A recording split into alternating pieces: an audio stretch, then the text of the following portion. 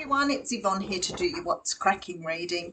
All right, let's run through everything. Just quickly, thank you so much for joining my channel. A couple of people have had trouble uploading to the memberships, and I've pretty much researched and can't work out why. I'm not sure if you can, YouTube's not easy to write to, but whether you can find it under the facts, but I'm not sure why it's not allowing you to join. But thank you to those who have. I will keep investigating for those who are trying to see why it won't let you hit the join button, or why it won't go to the payment page. So I will keep looking into that for those who have difficulties. I did upload another video for the membership group yesterday, so we're still ploughing through learning the cards individually, and then we'll move to the next, I guess the next class then, and then hopefully we can get online and do some one-to-one training or group training. Please be careful of scammers. I removed one yesterday again. People who jump on the page and underneath your comments, they will write things like email me here for a reading on my page, which is a bit silly. If you want a reading with me, I am available to do readings, and my email address is theaussiegoddess@gmail.com. Just the Aussie Goddess, no change in spelling, straightforward. The Aussie Goddess at Gmail. If you're unsure and you are being approached, I'm happy for you to ring me or call me, email me, and check that it's not me, but I can pretty much assure you it isn't.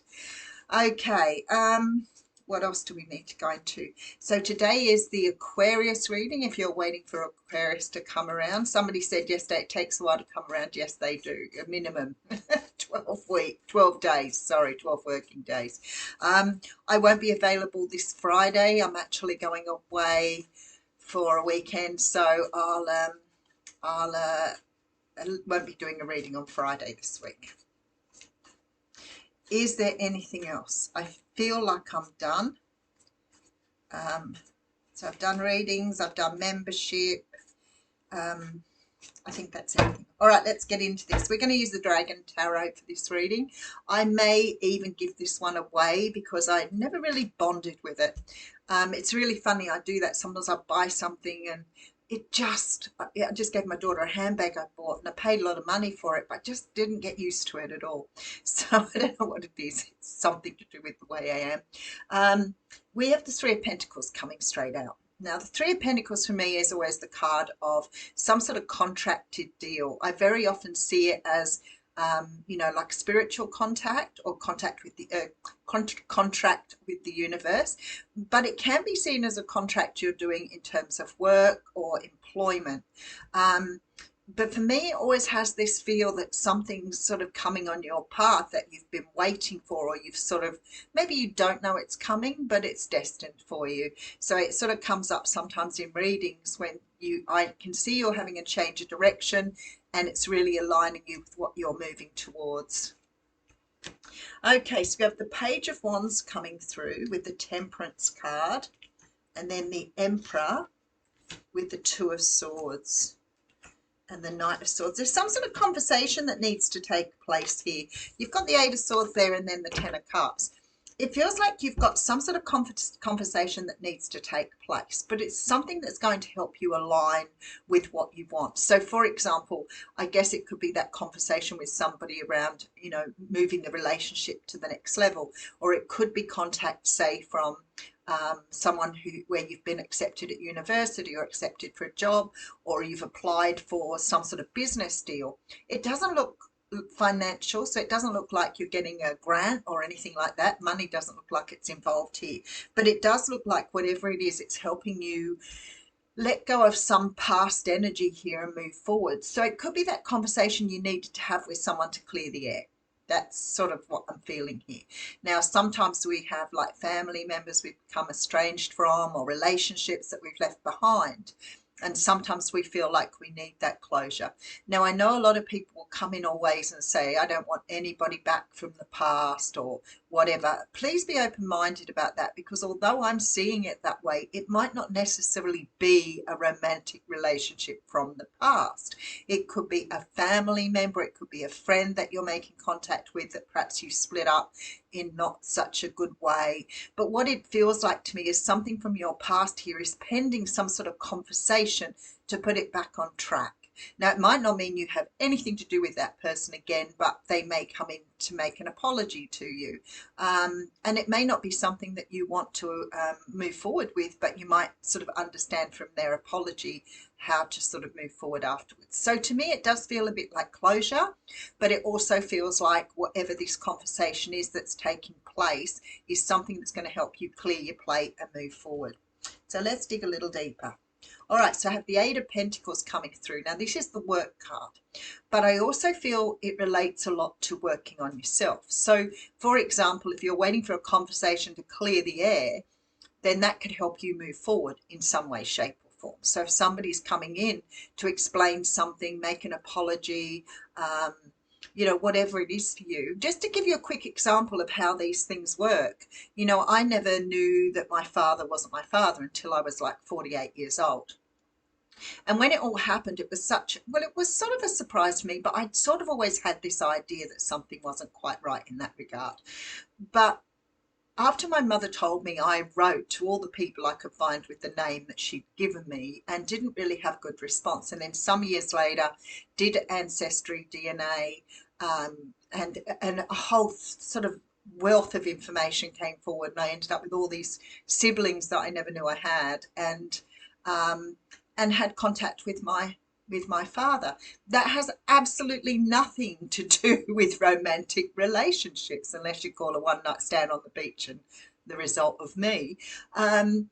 But there was nothing to do with romance. So when people are quick to jump in and talk about romance, use your intuition, because for you it may not be a romantic relationship. It could be something like I've experienced. I've seen these sort of things, you know, sort of play out with people. And I think people sort of are very one-minded when they watch a video. And I want to say to you, you know, this is time to use your intuition. If it doesn't feel right to you, maybe it is not your reading at all. But if it does feel like it is your reading, it might not be a romantic thing. So just keep that in mind. So there's definitely something either you've been working on to clear your energy, and you may have been doing a lot of work on that. So for example, if you did have a relationship in the past and you haven't got over it, you may have done a lot of work on it. And then this person comes back and sort of explains everything and you get that closure you want. It could be that. So let's have a look. All right, have the Six of Pentacles. So there's a card of sort of mutual investment. We have some sort of third party arrangement here, and we have the Hermit. All right, so for many of you, I feel like you've got a connection here with either a Virgo, or this might have happened in Virgo season. I feel like you may have been dealing with someone who was either in another relationship or in another situation that they may have not moved forward with you for that particular reason. But the Six of Coins tells me this person still wants to invest in you somehow. And I do think that they've done a bit of work on themselves too. And I'm finding that more and more with both genders. I'm finding it more and more with people who are younger. They're starting to really understand this need to sort of review, do a self-review. So whatever this is here, and it could be somebody you've worked with. You may have had a really strong connection with somebody, but you didn't sort of follow it through because maybe they were married or committed, or even, as I say, there may be some sort of restriction around dating someone at work. But I feel like this person, especially with the Six of Pentacles, is coming back in with some sort of explanation. But I also feel here, because the Hermit card is here, that you still may be in the energy of finding them difficult to let go, or still be in that energy of healing. So let me just put some more cards down. All right, we have the Fool card coming through with the Five of Wands and the Queen of Wands, Leo, Sag, Aries energy here. And that could be your energy. You could be the Virgo dealing with a fire sign dealing with a Virgo. Also have a bit of Pisces energy coming through here. I feel like this person may want a new beginning with you, but I don't know. You look conflicted to me with the Five of Wands, and maybe the work you've done's brought you into that Queen of Wands energy, in which case you might be willing to sort of listen, but not willing to give it a brand new beginning. I feel like this is what the person wants to do. So it could be that the conversation they're having is around becoming single, is around moving workplaces, whatever. And maybe you have sort of moved on and you've been working here, but I feel like they want to pick something up with that Six of Pentacles. There's the Pisces and Cancer energy there with the moon. And we have the Hierophant here. So I've got quite a strong major arcana here. So Four of Pentacles coming through at the end.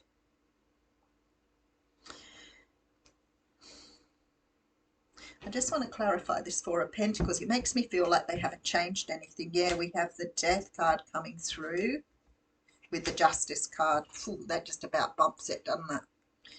I feel like your person hasn't made the move yet, but I think their intention is to make a move.